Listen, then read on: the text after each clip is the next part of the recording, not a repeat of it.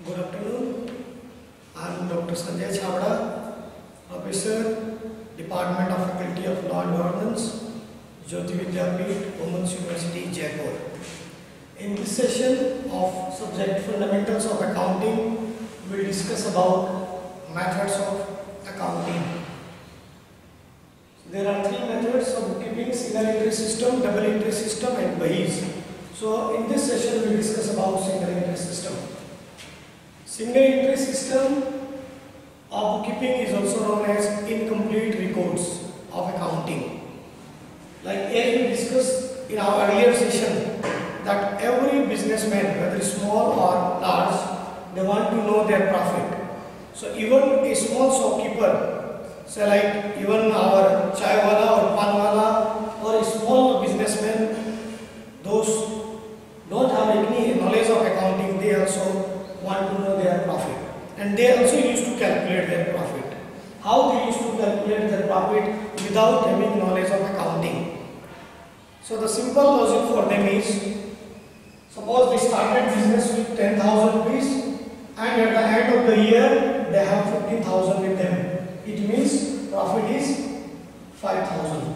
So this 15,000 is their closing capital and this 10,000 it was their opening capital. So difference between opening capital and closing capital will represent profit or loss. Now even in closing capital, suppose they have already withdrawn some amount during the year, that will also form part of closing capital. So in closing capital we will add if there is any drawings during the year, and at the same time if they have introduced any further capital during the year, that will form part of their opening capital. So that will add with opening capital.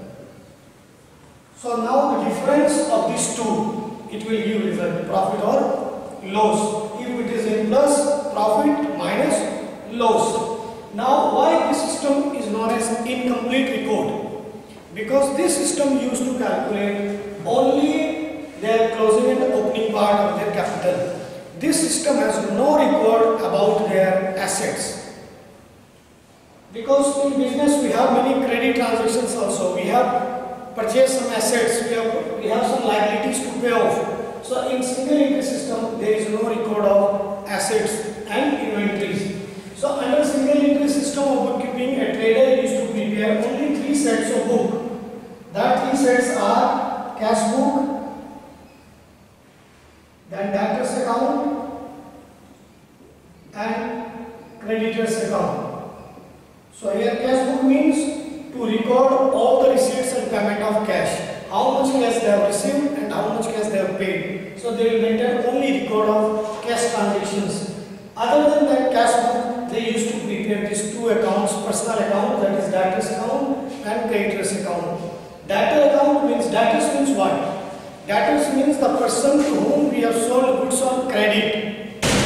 So we will have to receive money from that persons. So if we will not keep record of credit transactions, then how will ask persons to pay our money? So against credit sale, the persons who will pay against our credit sales are known as debtors. And at the same time, if we will have to pay to our creditors against our credit purchase. If we have purchased anything on credit, that amount we have to pay. So creditors is our liability and debtors is our assets. So in next session we will discuss about assets and liabilities. Now just let us discuss what is debtors account and creditors account. So the person to whom we sold goods on credit will have to get back our money in that account. Even a small shopkeeper without having knowledge of accounting, that also maintain debtors account because they have to realize money from them. And creditors account means against credit purchase because they have to pay for credit purchase. So under single entry system, they used to maintain only these three accounts, and that is why we used to say that single entry system is incomplete record of accounts. So to overcome this single entry system, our main system which is followed or which is in use is double entry system of accounting, which we will discuss in our next session. Thank you.